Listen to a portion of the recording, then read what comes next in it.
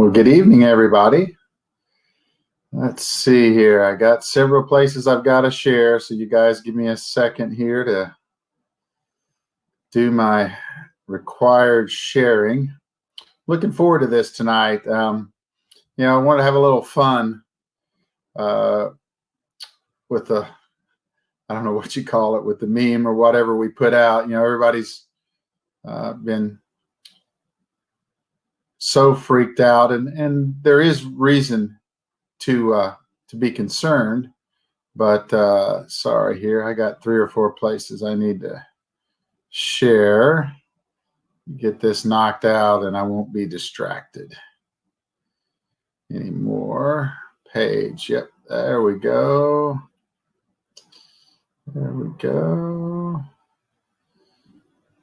Okay. All right, I think I've got everybody done now that I've committed to share to. So, hey, welcome, guys. I'm happy to answer questions tonight. One of the things I'd love to know is, okay, since most of you are on a staycation at home, what are you doing at home? But I said we'd talk about Wrangle and the coronavirus or COVID-19, whatever you want to call it. But, it's really about wrangling viruses and bacteria and all the bad guys in general. The corona is a virus, just like the flu is a virus. There are other viruses that impact us from time to time. Mono's a virus. There's a lot of viruses. And what it's really all about is having your immune system be to the point where you can defend yourself. And there's a lot of different things you can do about that. Some of the things that are in the news now, we'll talk about those first. Vitamin D has made a huge splash. If you're around me very often, I'm a huge fan of vitamin D. By the way, it's not a vitamin, it's a hormone, but it's always going to be called vitamin D3. So it's made the news. A lot of really smart people are saying, hey, if it was me, I'd make sure my D levels are up because D is antiviral. I think the real problem with most Americans in D isn't so much that they need to megadose on D, which probably wouldn't hurt. I'm taking more D than I usually do, but the real problem is most Americans are woefully low when it comes to their D levels. So the way they do those levels is they're on a bell curve, right? So you get the bell goes up and goes down, and they test 1,000 people, and they move the bell curve depending on how those 1,000 people test. Well, the bell curve has been going the wrong way for a long time. And what may have been normal, 10 years ago is now considered high. And, the D tests that I have run are from 0 to 100, and the bell curve is 30 to 70 on most of them. And I'll just say I wouldn't want my D levels at 30. I'd like to keep mine, and do keep mine, above 70. And it's a simple blood test. So the next time you go into your doctor, ask them to run your D levels. You should know you don't want your D in the dirt.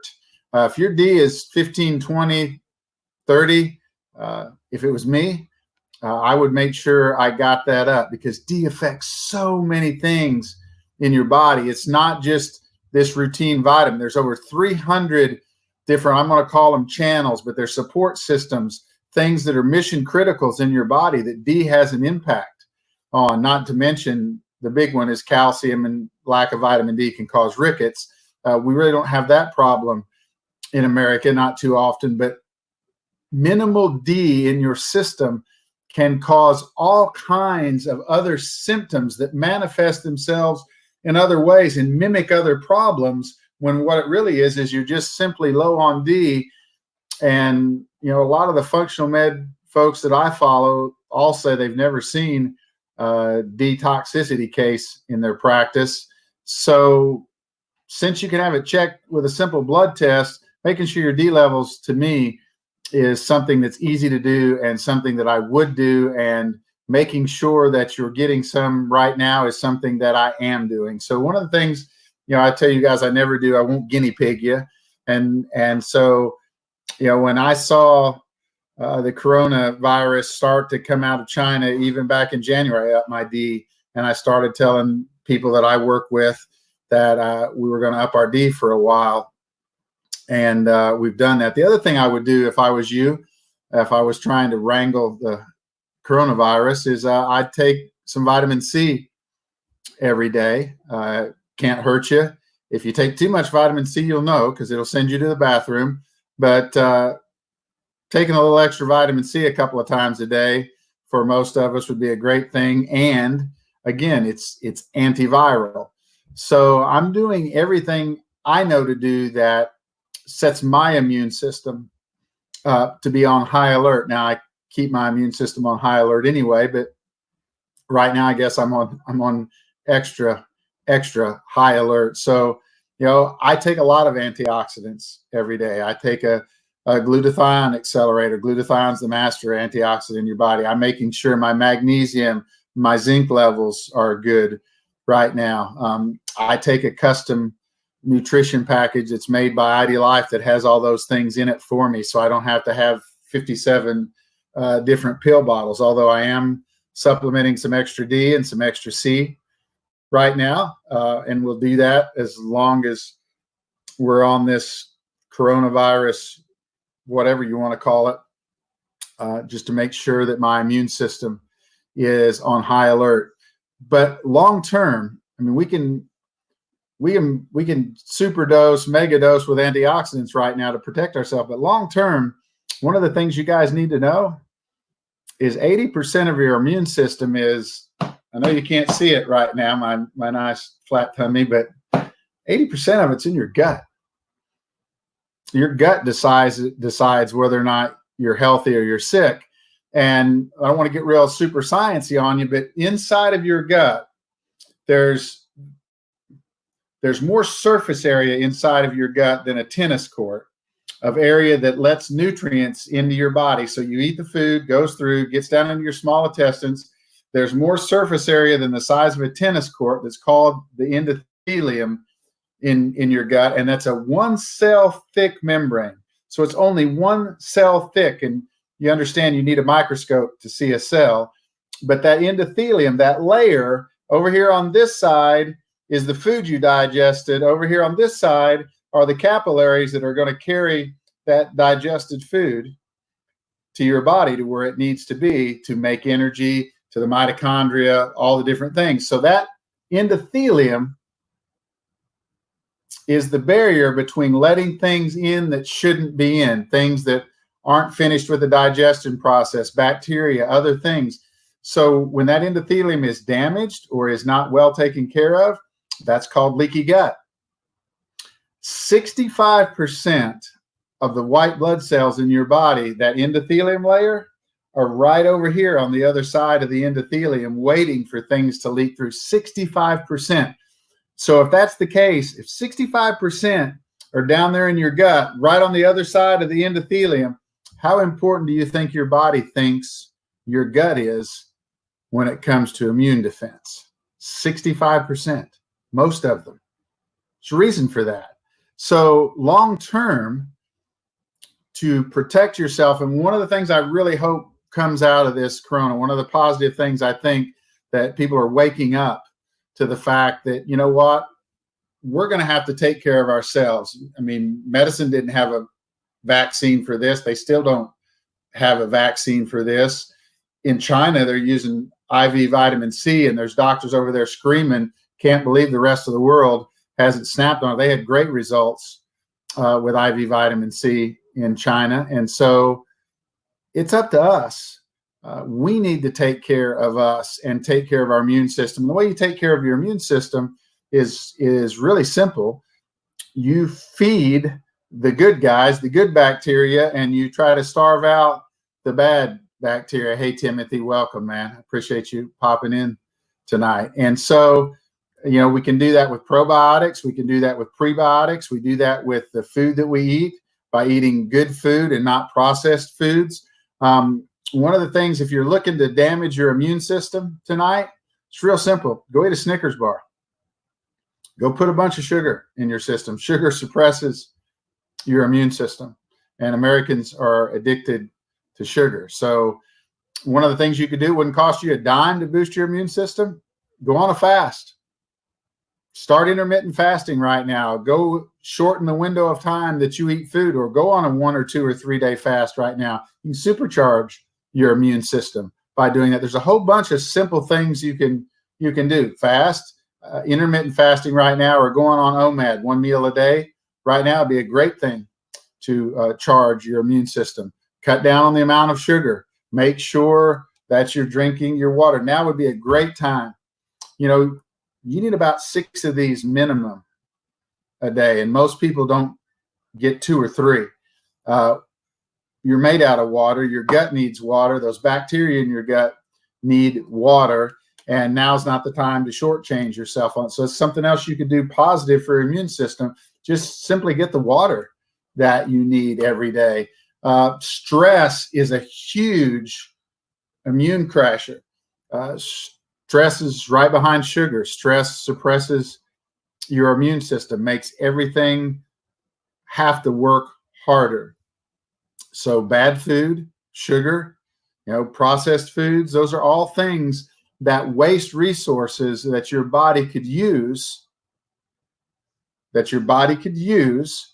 if all of a sudden an invader comes in, a virus comes in. If you've already wasted the resources, then they're not available to do other things. So real quick, just so you guys know, most of the people, you see all the cases, most of the people that are getting tested in the United States, there haven't been enough test kits. So the people are getting tested are people that have comorbidity factors by and large. A lot of people that have asked to be tested, if you're not already diabetic or don't have a comorbidity factor, like you just came off chemotherapy, you've got COPD, you're morbidly obese, a lot of those people are just being flat told you're not sick enough to get a test, which they're probably not if you don't have enough test kits. But so the people that are getting tested by and large are either already really sick or they have a comorbidity factor, which means they also are more likely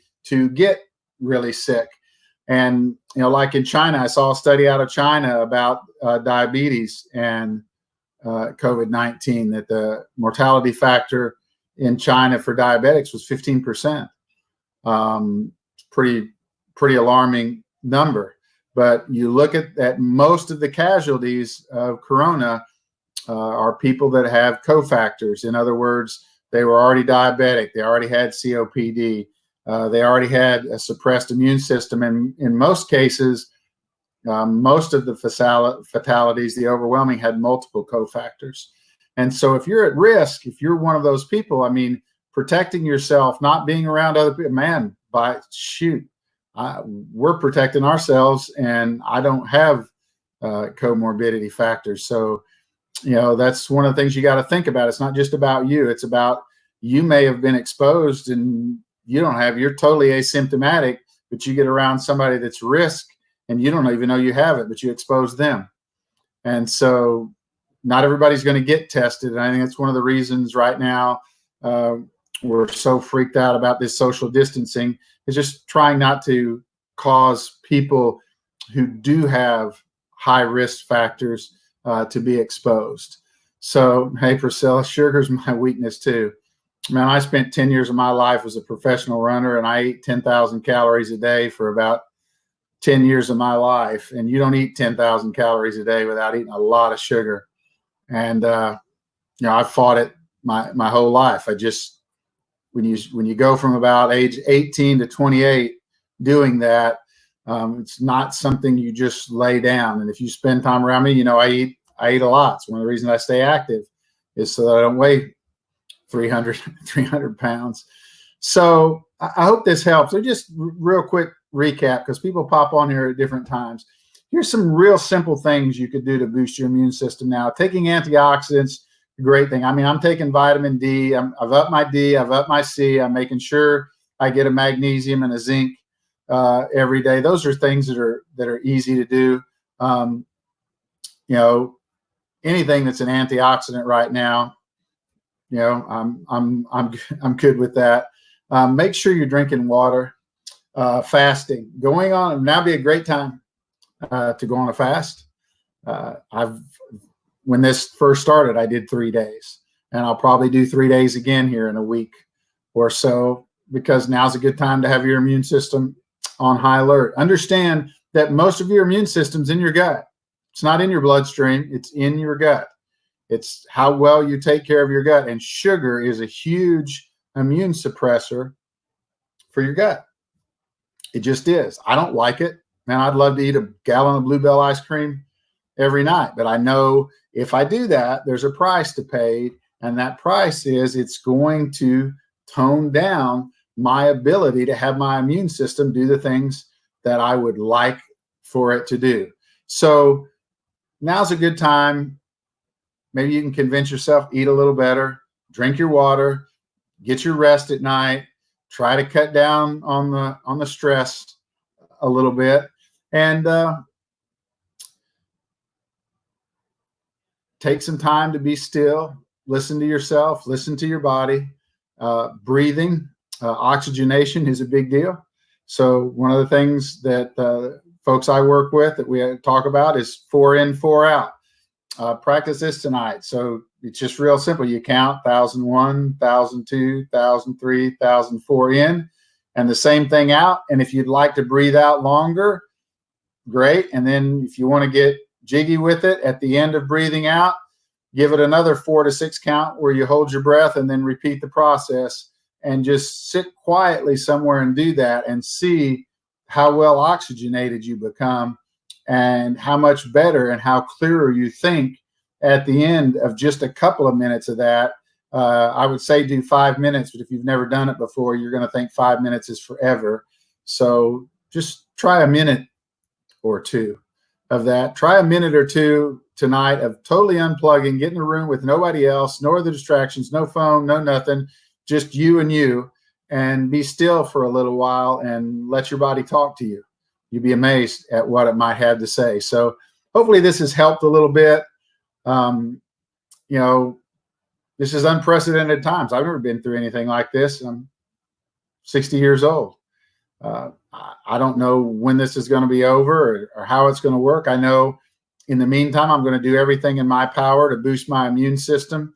If you'd like to have a conversation about that, you're welcome to message me if you've got special concerns or if you've got a family member that's at risk and want to talk about maybe what some extra things they could do for that. So I appreciate you taking the time to tune in. Crap, I've already been over 15 minutes tonight. Thanks, Timothy and Priscilla. I appreciate you guys that comment. Just everybody take a deep breath. Listen to that still small voice. It's always right.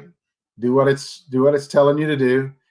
Drink your water, get some sleep tonight. And if you got questions, I'm always here and happy to talk. So have a wonderful and blessed evening, and we'll be back and we'll talk some more soon. And the next time we're on here, we're not going to talk about the coronavirus. So be blessed. I'll talk to you guys again soon. Bye-bye.